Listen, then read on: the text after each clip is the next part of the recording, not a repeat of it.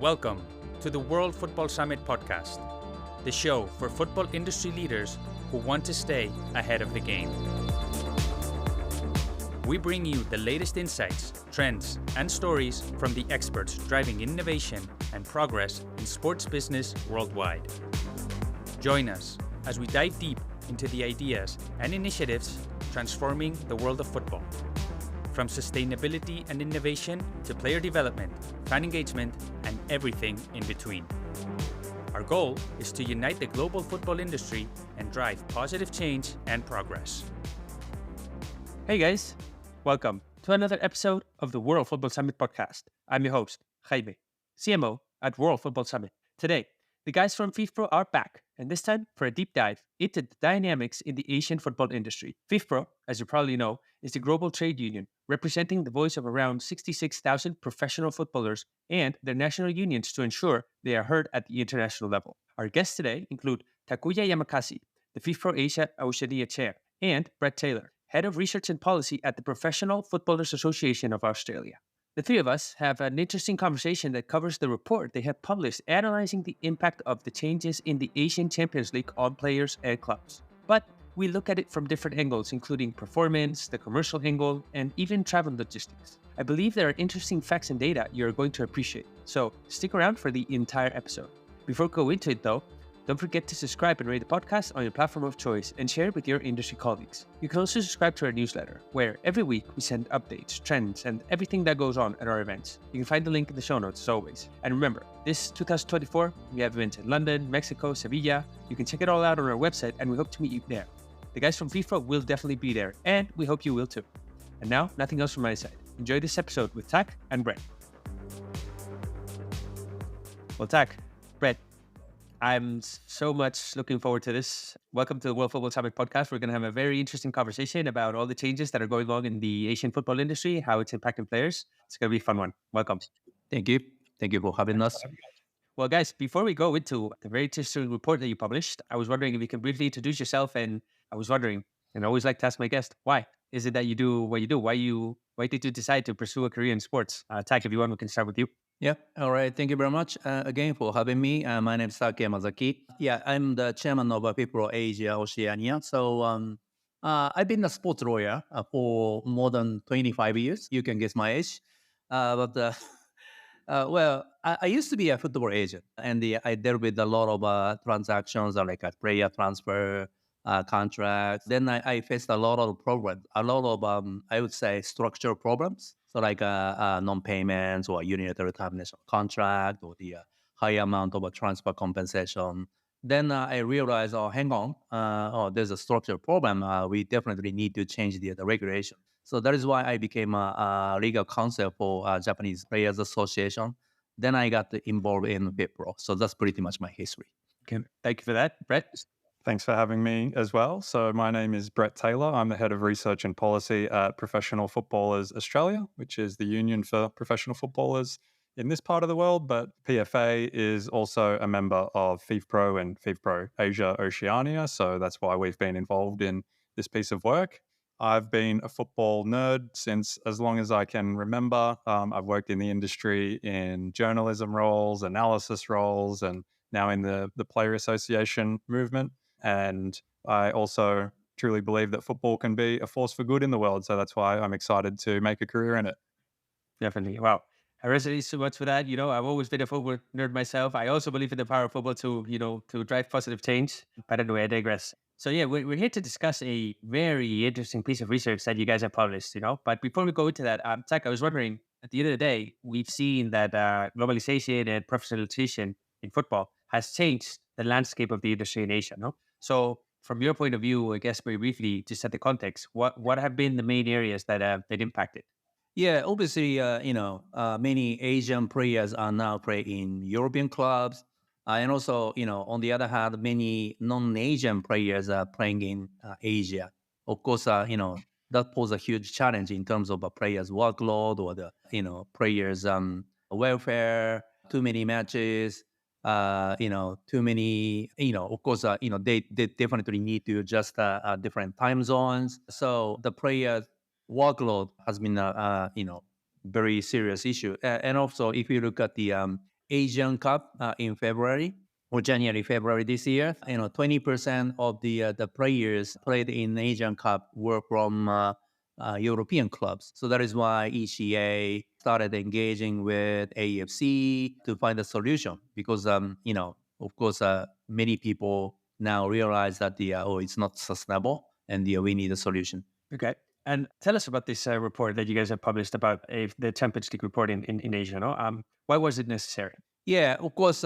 We love the tradition. So, like, as I said, the matches, the number of matches is increasing, and we love home and away format, and also, the new a lot of new competition are coming. But have we ever thought about the most efficient solution or most cost-effective solution? So that's kind of a fundamental question we wanted to ask. And also just looking at the Asian Champions League, of course, there are a lot of similar competitions, regional competitions. So, of course, UEFA Champions League or Copa Libertadores or, CONCACAF, CAF, they are doing pretty much the same thing.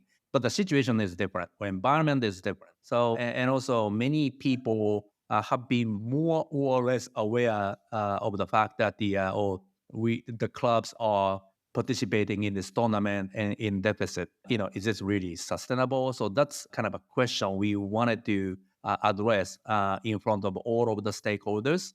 Otherwise, we just lose an opportunity to openly talk about the best future of Asian football. So that's kind of a passion or the motivation behind this report. Okay. Brett, I was wondering, can you give us a little bit of context and kind of describe the main changes that we've seen in the competition? Yeah, so I think, most people listening to this podcast are probably at least a little bit familiar with the Asian Champions League as the peak club competition across the continent run by the AFC. Been around for a long time, but the AFC has just announced some major reforms which will come in for the next season. So starting from 2024-25. So to build on Tak's point around asking questions around whether this competition is sustainable in its current model, the first stakeholder to say that no, it's not really fit for purpose at the moment is the AFC, because that's why they've announced these reforms. But up until the season that we're in just now, which is 2023-24, that's sort of coming towards its end in the next few months, this what we're calling the sort of legacy format, it had two tiers. So the Asian Champions League sitting above the AFC Cup. That involved 76 clubs in total, and 40 clubs went into the Asian Champions League. It was divided into a West and East regional bracket until the final, when the best teams from West and East would then face off against each other. And that's all been sort of changed now in terms of the structure of the competition. So going from next season, we will have the Asian Champions League Elite with a reduced number of clubs of 24. And then beneath that, there'll be two additional tiers, the AFC Champions League 2 and then the AFC Challenge League. The total number of clubs will still be 76, so it's just dividing that across three tiers instead of two. And the other big change in terms of the structure is that clubs in East and West will now enter more of a league format initially rather than a group stage, and then progress through to a round of 16 when it will stay East and West, but from the quarterfinals onwards, the last 8 clubs will then move into a centralized bracket in one location, which has been announced to be Saudi Arabia for the first 2 seasons, with an option to extend that for an additional 3. So we'll have clubs from East versus West able to play each other much sooner, but clubs not able to host their own home games pretty much for those final rounds. So the other change that's been announced so far is a tripling of the prize money for both the winner and the runner-up of the Champions League. So from 4 and 2 million US to 12 and 6 million. But there's still a lot of information yet to be released by AFC in terms of other disbursements, prize money, competition regulations, and so on. Well, thank you for that. Well, definitely all these changes, they sound interesting. You could see kind of like initially a business sense to it. But I want to go back to, you guys have a sentence that I really like, which kind of like summarizes your vision, no? Which is basically create a better world, which the people, or the players who bring football to life, have the power to shape it. No? So my question here is, okay, this is all fine and good. What do the players think about this? I mean, is there any data that helps us understand kind of like either their degree of concern with these new changes, or are they more interested in playing this new call it quote unquote new competition? Yeah, great question. And this is exactly why we undertook this piece of research. That was at the heart of the report, understanding what is the impact on players, both positive and negative. So, yeah, we didn't want to just sit back and see how this new model played out and then come back in a few years with a bit more evidence. Because I think, yeah, as I said earlier, the AFC has recognized that the current one's not really working. And most people who follow the competition closely will have some sense of that. But we wanted to take a forensic look right now and look at the competition from every possible angle to understand what isn't working about the old model and therefore assess from an evidence base objectively, will these changes that have been announced make any impact or what will that impact be?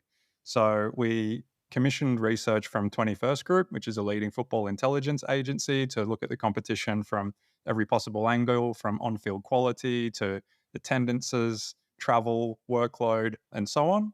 We also conducted a player survey with players across 5 different leagues with clubs that have participated in the Champions League in recent years. And we also went out to clubs in our networks to ask them more informally, what's your feedback? What's your experience been in this competition? And so what we found was that from a player's point of view, there's essentially a lot greater costs than there are to benefits from playing in the competition. So financial return for players is sort of limited at best, and that's something we might come back to in a bit more detail later on. But there's significant workload imposed on the players, with particularly on a continent the size of Asia, the amount of travel, midweek games, quick turnarounds back to the league games, where we found that 67% of players said that fatigue from playing in the Champions League compromised their team's performance in the next league game. And 72% said that they felt at risk, at increased risk of injury rather, due to playing in the Champions League as well. So that's pretty stark findings in terms of the types of costs that are imposed on them from participating. Yet we tried to be as generous as possible. We even considered, does playing in the Champions League increase a player's chance of getting a transfer to Europe or increasing their transfer value and those types of things? And whilst players individually sometimes had positive things to say about how they felt, looking at the actual evidence and data, we couldn't find much positive correlation for those types of metrics. And so then just to round off that answer, because you asked about the changes and will the new format actually address any of these things, from what we've found in the report, and we just discussed this at length, there's not really any sense that the new structure is actually going to make any positive impact on those types of metrics. Okay, thanks for that. Now I'm wondering here, you said more or less 70% of the players either showed concern about how fatigue is going to impact their performance on the next game, or even this is going to lead to injuries. No, so Tak, I'm wondering here, why is it difficult to see that actually more matches implies more risk for player health, and that actually may be bad for business? Because at the end of the day, if the top players are not participating in the games, you're probably going to have less attendance. You're probably going to sell less merchandising. You're probably going to see less commercial revenue and so on, right? So what's happening there? Any thoughts? Yeah, of course, that's exactly the point. And of course, this is a structural problem. Of course, it's just unsustainable, and the players are paid by their clubs, and their main business is obviously a domestic league. Of course, they sacrifice themselves, playing in ACL matches, and if they miss the league matches, of course, it will have a negative impact on the next season salary or the future of their career or something like that. So it's actually the cost of the participation of the ACL. And again, this is a structural problem. So unless someone addresses this issue properly, it will just go on. And what is the structural problem here? Of course, when you think about the sustainability or the profitability of the business, itself, so in this type of tournament, if clubs join the tournament in deficit, in normal setting, clubs are complaining about it, right? So we'll complain about it. Hang on a second, is this really meaningful for us or something like that? But nobody really kind of, talked about it or at loud, at least. So why is it? This is because FIFA or Confederation have a monopoly to force or to impose this type of format. They are not only a competition organizer, they are also the regulator. And if clubs or players refuse to join this type of tournament, they got to impose a sanction. So suspension for several months, or suspension, or the for life, or something like that. So there is a sanction on them. So that is why AFC or even FIFA could enjoy this type of business without paying huge amount of cost. And of course, when you do football business, the main part of the cost is a player's salary. But FIFA or AFC don't need to pay the player's salary. But having said that, they can enjoy the monopoly to be able to hold this type of tournament by impose a sanction on the non-participant. So this is a structural problem. Of course, this is a traditional model, and we are more or less used to it. Yeah, and, of course, it's kind of a good, but it's just not sustainable. So that's kind of a motivation. Or that is why we wanted to address this issue, to call for more open discussion among the stakeholders. So I'm always saying that this type of trend is, in other words, from hierarchy to partnership. So we definitely need a partnership type of decision making process, rather than just sticking to the traditional model where everything is decided under the pyramid hierarchical type of model. So this is a solution, and I believe many people would agree on it. We're going to get back to that possible solution.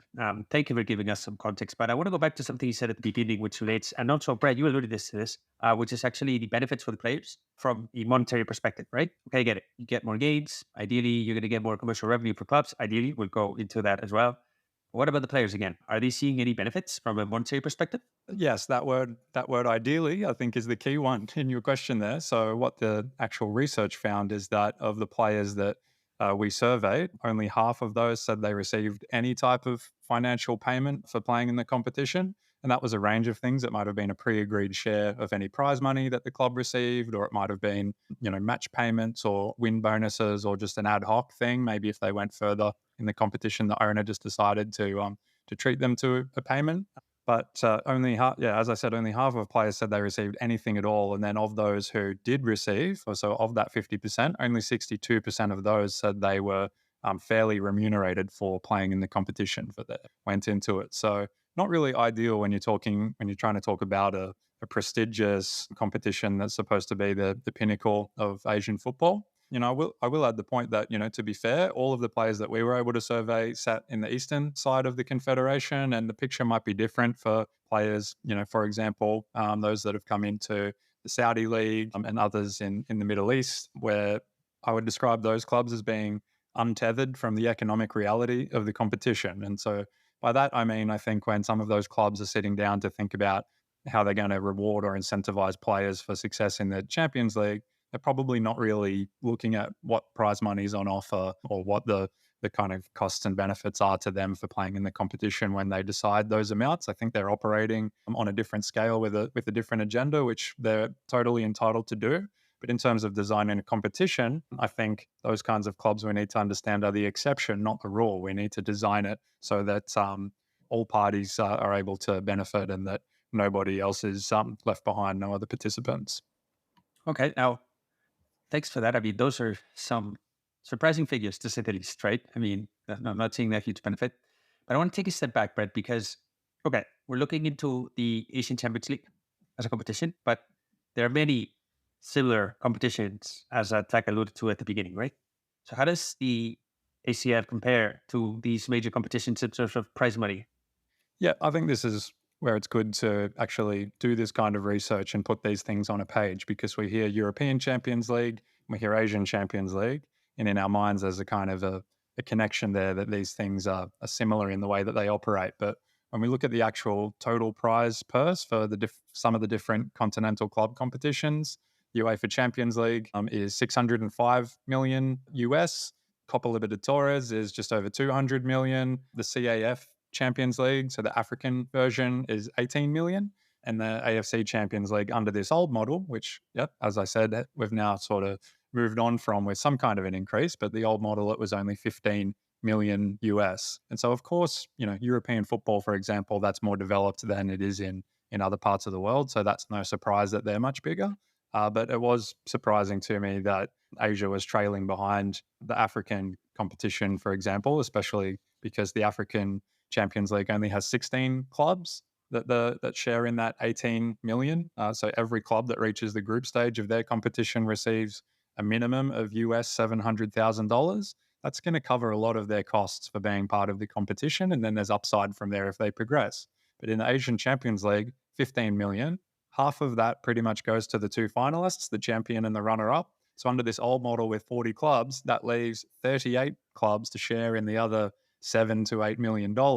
And there's actually no guaranteed prize money for reaching the group stage. So if you were to reach the group stage and then lose all of your matches, you would earn zero prize money or disbursements from the AFC other than a few travel subsidies for your away games. But you're obviously incurring significant costs to participate in terms of travel, accommodation, hosting matches, paying players, and so on.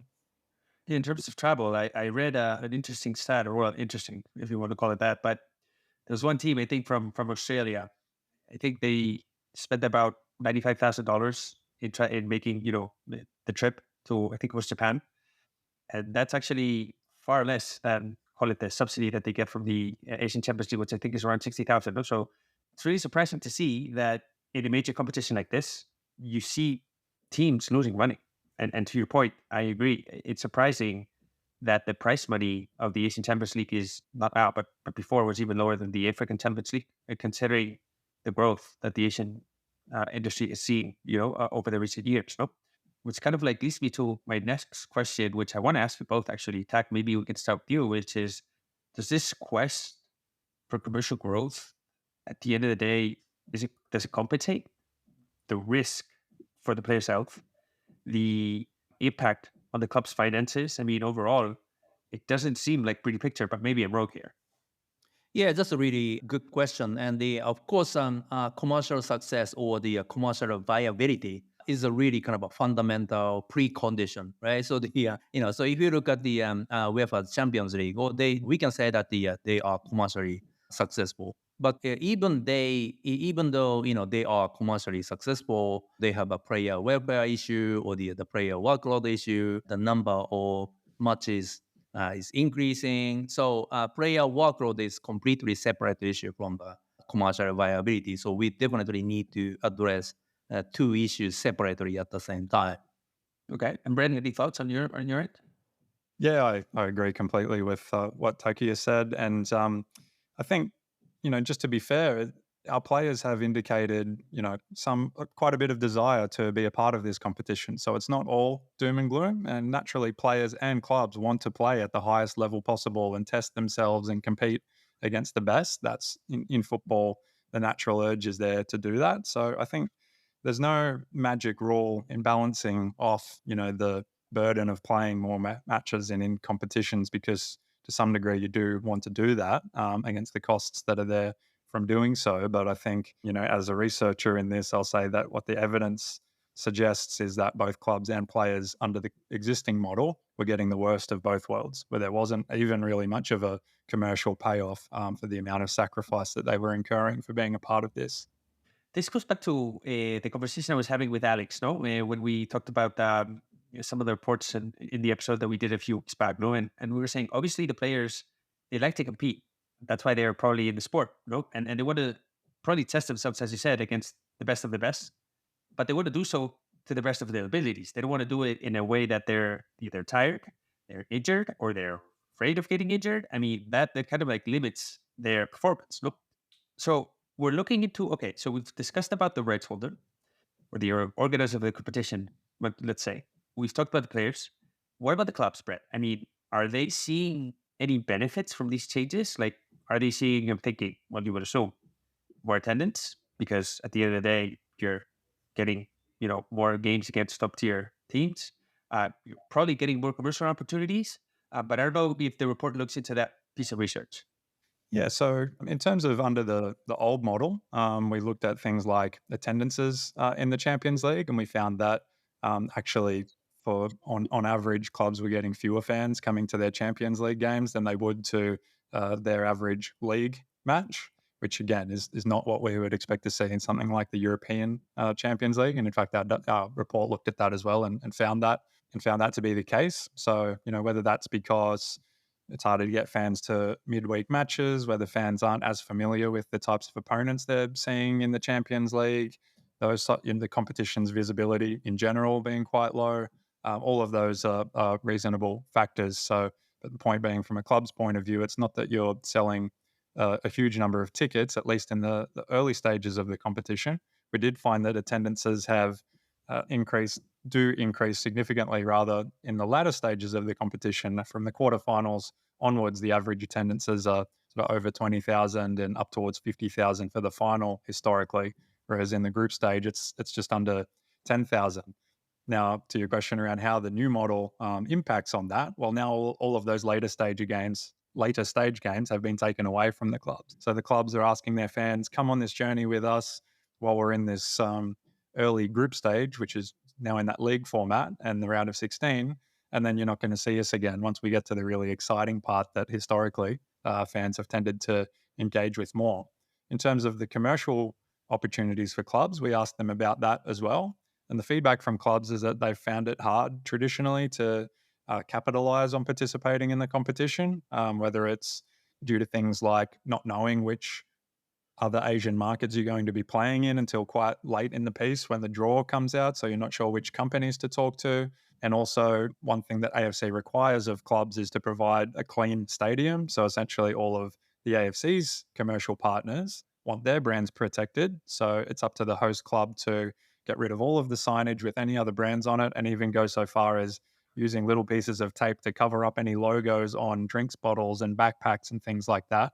So the clubs, describe this as ridiculous, the level of work and cost required to meet all of these requirements. But then all of that benefit aggregates back to the AFC. In theory, if that was then shared with significant prize money, it might all be worthwhile. But as we've just discussed, it's not really happening.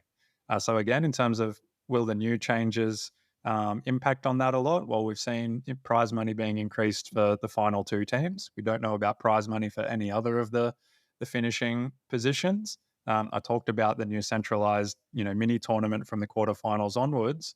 That's going to have an impact on match day revenue, but also with commercial revenue. I think the AFC will benefit from having another product to sell to a host nation. They could maybe do different broadcast deals or commercial partnerships around that event in a self-contained way. But again, from a club's point of view, it's not clear how that additional value, if it is generated, flows back to them. So even though we at FIFPRO are obviously focusing on the player experience, in this case, we spent as much space in the report, if you read through it, looking at the impact on clubs of the old model and the new one to understand, whether it's reasonable to ask clubs to provide better conditions for players when they themselves are also a victim of the current model. Wow. I mean, so far in this conversation, I'm finding out about things that are really surprising to me. So, for example, clubs have to spend around $50,000 just to kind of quote unquote clean their stadium. They have to spend huge amounts of money on travel because obviously Asia is a very big area. Obviously, attendance doesn't seem to be, at least up to now. You said a surprising fact there, I think, or I saw it on the research, but basically it's that attendance to matches in the group stage is 26% less than clubs competing in their league. So that's surprising. But then again, I'm an outsider to this report. So I guess I'm wondering, you guys are kind of like in the meat of it all. Are there any 2-3 things that surprised you most? Maybe Takuya, we can start with you. Yeah. Of course, the clean stadium requirement costs a lot. It's really kind of surprising. Of course, I was fully aware of the fact that the clubs were losing money, but the good thing of this report or of this project is that we got a lot of cooperation from the clubs, and they actually provided us with the actual figures, and the 50,000 US per match is just a lot, right? So it's really surprising fact. And also another surprising fact was that based on the TFG's database, the quality of the tournament less than Japanese, Korean, and even Saudi leagues. Of course, it is supposed to be the best of best, as you said, Jamie. But less than Japan, Korea, and Saudi, and of course, Saudi is growing, and the gap is has got even bigger. So it's another surprising thing. Brad, what about you? Any thoughts? Any surprising things that you noticed?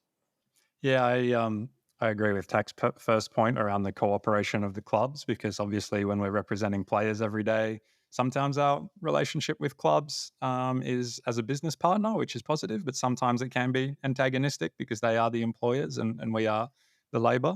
But the fact that they were so cooperative for this piece of work really, indicated that we could, be strange bedfellows in a way, to try to resolve some of these issues together. So that was not something that we're always doing. And then a couple of the other ones was definitely reading through the competition regulations in detail, which are available on the AFC's website. Was an interesting experience just to learn things like even the home club, so they don't have to incur the expense of travel and accommodation, obviously for their team, but they do have to pay for 5-star accommodation, meals, ground transport, a number of different costs for both the away team and the AFC delegation. And there are strict penalties if clubs don't comply with a lot of these regulations. So it really reinforced the concept, which we touch on at the end of the report, of a very top-down model imposed on the stakeholders rather than one that's sort of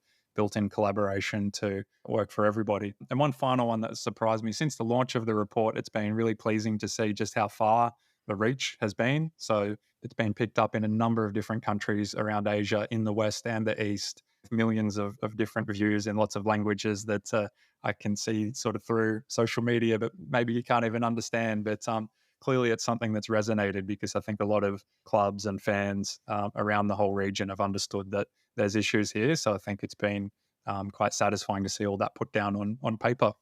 Well, at the end of the day, the research is pretty clear, no? And you're getting also validation from working with 21st Group, which does fantastic research around the entire global industry, So once you see that, obviously, anybody who's interested in our sport and the well-being of the players and making kind of like the sport thrive is going to be interested in finding out what the impact of these changes are going to be, So, so thank you guys for that. Now I'm wondering, Tech, this is a question I actually asked Alex a few weeks back, and I want to get your opinion on this as well.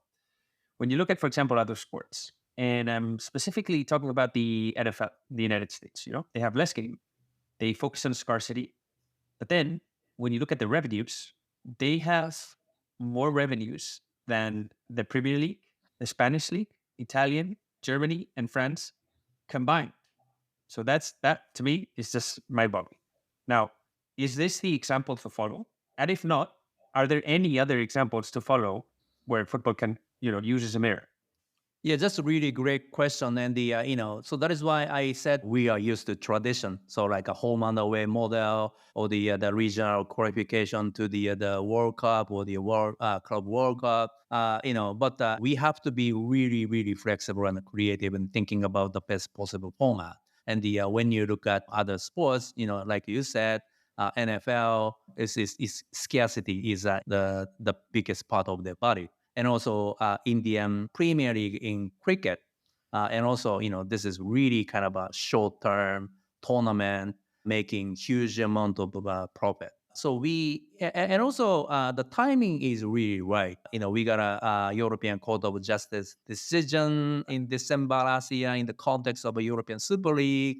This actually says that this is the end of a monopoly. The regulators have to be a regulator. Of course, if you look at the, again, other sports, there are a lot of more like a profitable or more commercially efficient model. So now really, it's really kind of a good timing to talk about it, to make it more sustainable, being bound by the traditional notions like, we definitely need to go through the qualification in regional basis. It's just kind of a tradition. Of course, we love tradition and we do respect the tradition, but at the same time, we definitely need to keep changing to just modern environment. Many kids can get bored by 90 minutes game format. Is it really sustainable? Of course, we can talk about many things, right? So, but this is really kind of a good start. thinking about the new format. So under the logic of the ECJ decision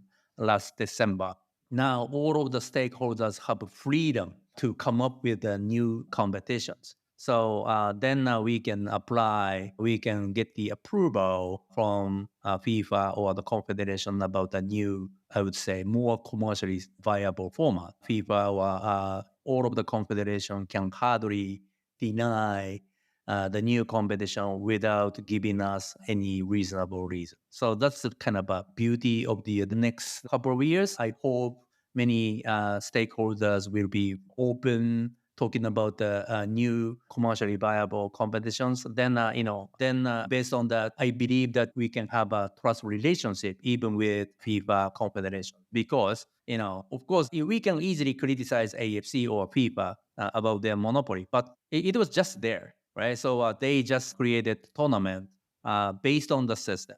I cannot really kind of criticize AFC too much because if I was an AFC, I would be enjoying this type of monopoly to make the business more profitable. But we need to change, and that's really kind of a good opportunity to involve all type of stakeholders for the more sustainable, commercially viable tournament. And Jamie, you are right. So we can see a lot of more efficient, commercially efficient tournament. And I'm so excited to talk about completely new type of format or completely new type of idea. Maybe home and away format can be in the domestic competition, but it's not necessarily good in the international competition. So something like that. So that type of discussion is absolutely needed. Yeah, I think so. I mean, and as you said, I think this is the correct time because sports, like many other industries, is going through a change of era, not just an era of change. And when you see other sports that are at least testing these things, so you look, for example, I'm thinking of the Major League Baseball. They're trying to innovate. They realized they had a problem with, matches being too long. They were losing interest from their fans. So they're trying to make changes. Whether they work or not, it's just a different issue, but at least they're trying. No? And I'm thinking that you can make those changes without compromising the legacy of the competition, which is basically what you said, right? You can always keep the tradition, keep that legacy, but make some certain changes that are going to overall help improve the game. No? And one of those pillars of improving the game is ensuring quality. That's kind of like the essence of, I think fans, they're not really interested in longer or shorter formats. I think they just want quality. It's just like a movie, right? They're willing to see, people are willing to see longer movies as long as it's good. Now, in terms of quality, when you look at the investment in the Saudi Pro League, obviously can avoid that, but also in Japan and in Korea Republic, I mean, all these leagues, they're increasing their level of quality overall. Now, is that something that the players are benefiting from? Or is this kind of like helping grow the competition? Brett, maybe we can start with you. Yeah, that's a really good question. In terms of what we found in the research, TFG used their sort of massive data model that ranks every club around the entirety of world football on the basis of on-pitch quality, and found that the main changes that we were seeing in the Asian Champions League was more around how inclusive or exclusive the AFC was allowing it to be. So as more clubs have been added to it, as it's gone from 32 up to 40 clubs under the current model, we have seen the average quality of club decline. So there's been a kind of a dilution of quality, for the benefit of letting more nations have clubs participate, which isn't necessarily a bad thing for them, but for the appeal of the competition as a commercial asset, there's a compromise there. And so what we've seen now, they've swung completely back the other way, going to just 24 clubs for the Asian Champions League Elite, which is at the expense of those other parts of the region, and keeping it more limited to those from the likes of Saudi, Japan, and Korea Republic, as you mentioned. So that's a trade-off there, and it's not really clear how the AFC is using these decisions to kind of meet their mandate of developing the game across the region. If we're seeing challenges in the Asian Champions League, then having the tier underneath, or now the two tiers underneath, for those smaller nations to compete against each other, where the cost base is the same with the travel and accommodation requirements, but there's, we assume would be sort of less commercial appeal, then it's not clear how beneficial it will be to those clubs and their players. And then also in terms of harnessing the quality of, let's say, the big names in Saudi Arabia now to the benefit of everybody, the new model, maybe had the opportunity to share this centralized mini tournament at the end across different nations each year, so that fans in Australia got the chance to see Ronaldo and Benzema over here one year, and then suddenly follow the competition a bit more closely from then on. And then it would be Japan's turn and Indonesia's turn and Qatar's turn and so on. But instead, having that asset parked in Saudi Arabia for 2 to 5 years, it's not really clear, what the strategy is there to leverage the big brands, the big player brands that we have, or the big club brands that we have in Japan and things like that, for the benefit of everybody. So that's the type of thing that we'd like to be able to sit down with the AFC and understand what they're trying to achieve. Yeah, and also in addition to that, we definitely need a narrative of the tournament, right?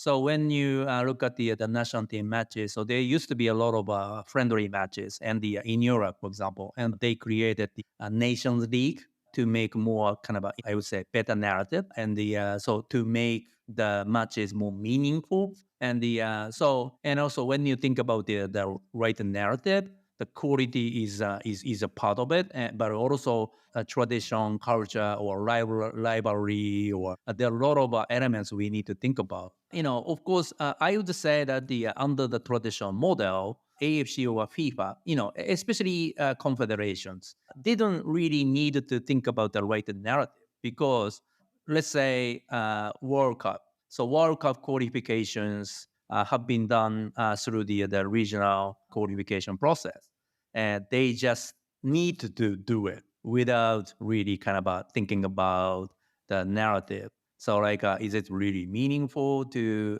have a match between Japan and the Myanmar, for example? It's just an example. It's just a structure to get qualified for the World Cup. So, but in every when you think about commercial viability of the every single competitions, you definitely need to have a right narrative. So now is the time to think about on one hand, we definitely need to make it efficient in terms of the cost benefit, or in terms of the players' welfare. But on the other hand, what would be the best way to engage with fans in the region, or in the sub-region, or in the culturally meaningful setting? So that type of narrative have to be the main topic to talk about.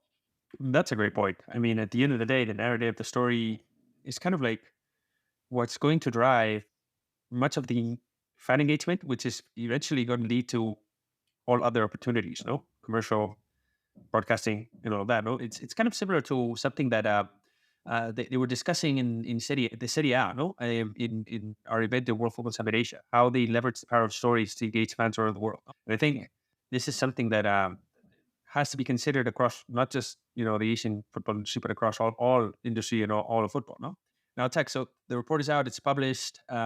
It's getting a lot of distribution, as Brett said. It's getting a lot of great acceptance and coverage. I'm wondering, how is FIFPRO Asia organizing players around this report and kind of like maybe bridging the gap, if so, with the AFC? Yeah, that's a really good point. And actually, we are in talks with the AFC to set up the regular platform where players and the management from the AFC can talk about the future of Asian football, especially in terms of the international match calendar or the conditions of the AFC competition. I think we are in the right direction. I do think that this report is really kind of a good start to spark the discussion about the future of football. So, but again, players will be more and more involved in the decision-making process, and I believe that that type of dialogues, would create the solutions. Okay, and I'm gonna take a side step here, Tak. What about women's football? Because we've discussed about the impact on the men's game, but at the end of the day, women's football is rising across the entire world.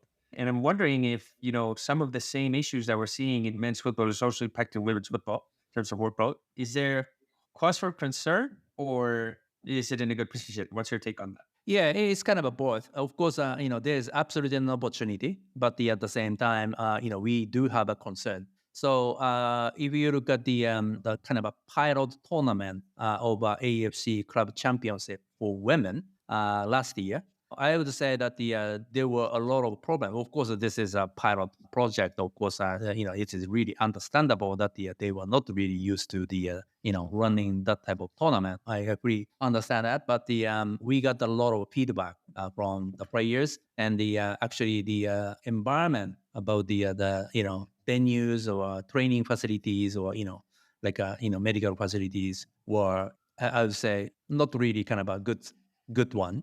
And also, this is kind of understandable because if you think about the commercial viability of women football, we definitely need investment at this stage, right? But who can make the investment? So that's the question. So if you look at the UK English Super League, for example, many big clubs are willing to make a huge amount of investment on women football. The situation in Asia is different from the your top European clubs. So that's a really kind of difficult question. But again, our concern is that unless we have minimum standard, because the players are employee for the purpose of their football services, and they have to be protected based on the minimum labor standard. Otherwise, it's not going to be sustainable, and we will make same mistakes in men's football. So now is the right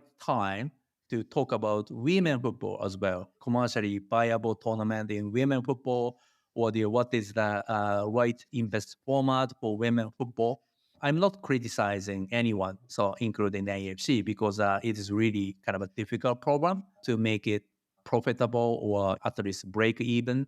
But unless we think about minimum standard, they would just rely on the cheap labor without providing proper environment. Then players will suffer.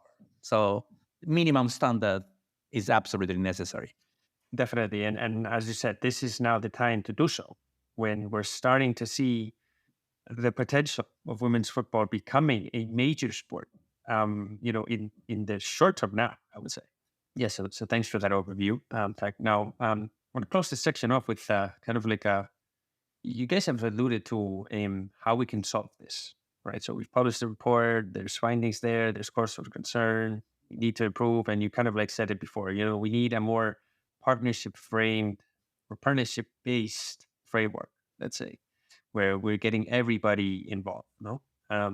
So I'm wondering if you guys can give a little bit more detail about how you envision that framework to be, or maybe just combine it with what needs to happen from a governance perspective for this situation to be improved. No? So, I mean, wherever you want to take this, Brett, I don't know, we want to start with you, maybe? Yeah.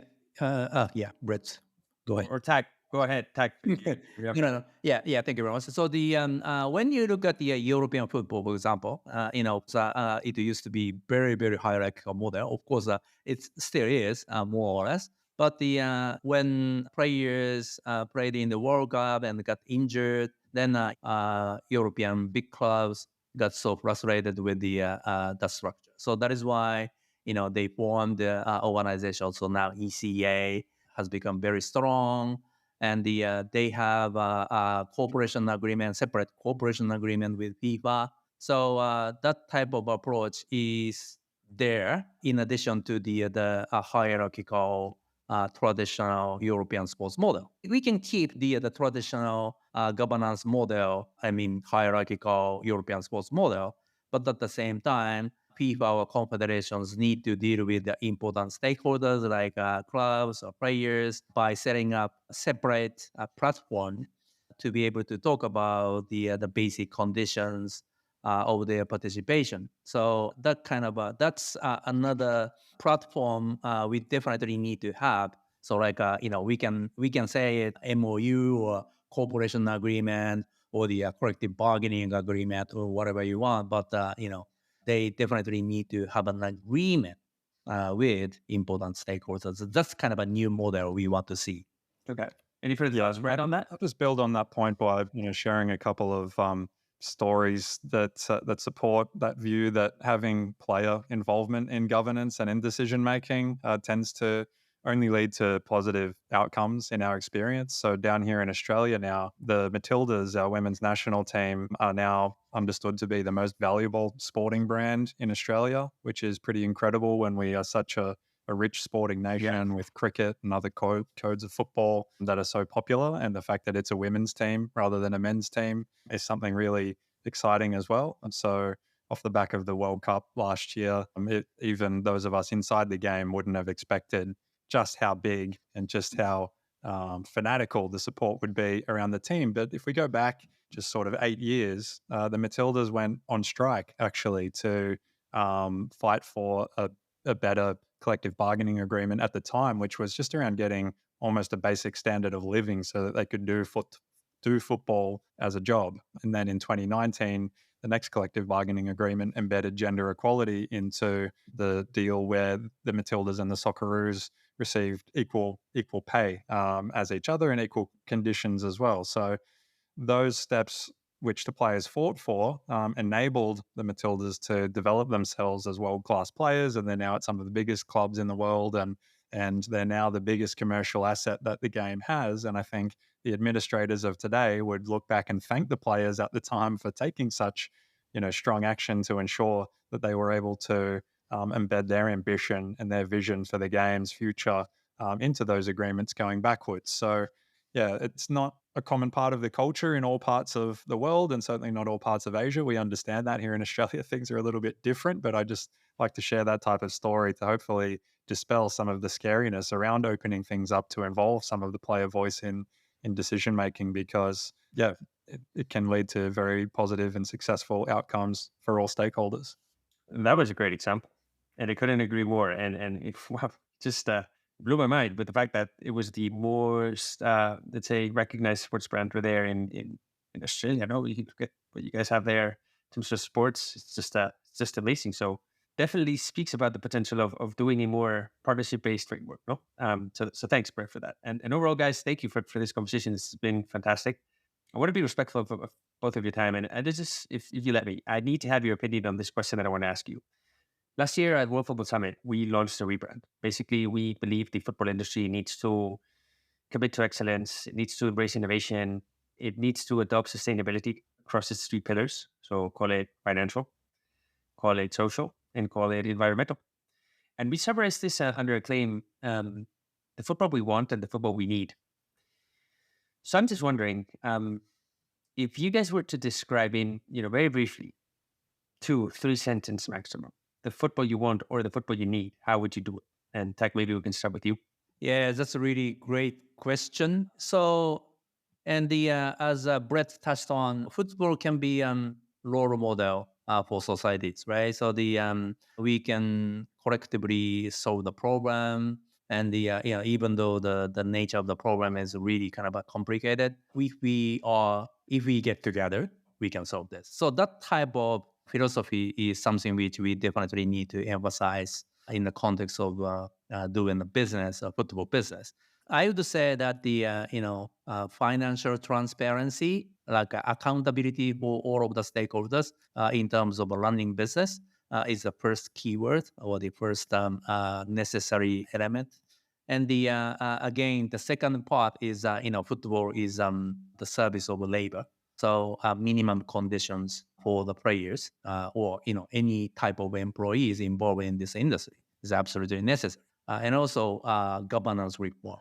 So I mentioned the partnership approach, and doesn't really mean that this is the end of the European sports model. We can keep European sports model, but at the same time, we can have an agreement between the important stakeholders, AFC and FIFPRO Asia, or the UEFA and the ECA, or something like that. So financial transparency or any type of accountability, minimum conditions, and the governance reform. Those 3 measures are absolutely needed.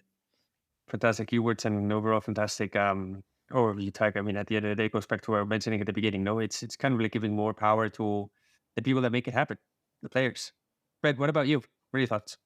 I think it's a great place to end the conversation, because we come back to the report and our conclusions there, which said the same thing, which is that we didn't want to put an alternative Champions League model forward as part of the research, because then we would have been essentially just doing the same thing back to AFC as they've done to the clubs and the players, and just imposing a different vision, because let's say they completely adopted such a model and then it didn't succeed. So then where do you go from there? So really the key is, as Takuya said, that governance reform, changing the culture towards a partnership model so that we can work together to come up with something better for everyone, and that we're able to continue to evolve that and improve it depending on the sort of evidence base that presents itself as we move forward. But yeah, I would reiterate that point as well, that I believe that the fans and the players are the two most important stakeholders, because those are the two who will always be there, and everybody else, I would encourage to just be a responsible custodian for this great game that we're also passionate about, and serve our different roles for the betterment of all parties, and as well for broader society, because that's football's power and responsibility to be a force for good. Perfect way to end the conversation. Football is a way for, it's a sort of driver of good impact around the world in general. No? And it unites people. It's a common language, I would say. No. And overall, guys, thank you for this conversation. It's been super fun. I mean, I've had a lot of fun listening to you guys speak about the report. I've been pleasantly surprised to say that, or pleasantly in the word that, there's some interesting facts that are worth reflecting upon, that should make us try to get a better football industry overall. No? I don't know if you guys want to share any last words with the audience. Where can listeners find more about either you, about the report itself? Anything that you guys want to share? Yeah, I think the what I would really would like to say that the dialogue is very important, and the of course football is loved by many people in the world, and the many people have a different idea, but we can just talk about it. The best possible future of a football industry. So let's have more dialogue, and the let's build a trust relationship as much as possible. Fantastic. More dialogue. Well, guys, thank you so much. Brett, I don't know if you want to say any last words. Just obviously, if you've enjoyed this conversation and you haven't seen the report yet, obviously go to FIFPRO's website to seek it out. There's 50 pages there. We didn't touch on everything here that's included, so there might be more that's interesting. And whether you're a player, club, league, fan, if you have any interesting perspectives on all of this, we like to take an evidence-based approach to things. So I'd be interested to hear from you. So please reach out through the Australian PFA. But thanks, Ame, for the conversation. It's been a pleasure. No, thank you. And as you said, I mean, we didn't have, if we were to do a special deep dive into the report, we would need many, many episodes, a whole series. But I think people out there got a good overview of what we discussed, and I agree. They should download it and see the depth of research that you guys provide, which is very interesting. Anyway, Tak, Brett, not taking any more of your time. Thank you so much for this fantastic conversation. We'll speak again soon, see how these changes are actually impacting the industry, the players, and see how everything evolves. Until then, thank you so much, and we'll see you around in some of our events. Thank you. Thanks, Ame. And there you have them, Takuya Yamazaki and Brett Taylor, both from FIFPRO Asia. That was a fun conversation for me. I just learned so many things, some interesting facts, that it's just mind-boggling, to say the least. No, for example, when you see that players, around 70% of them are either concerned about getting injured or that fatigue is going to impact the way they perform with these new changes.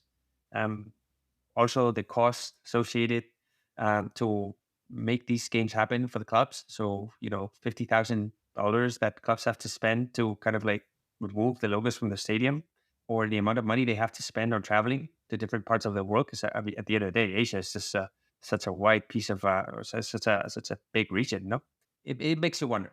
And this is something that we discussed with Alex from FIFPRO as well back in the day, which is, why is it so hard to see that scarcity can actually be an asset for sports?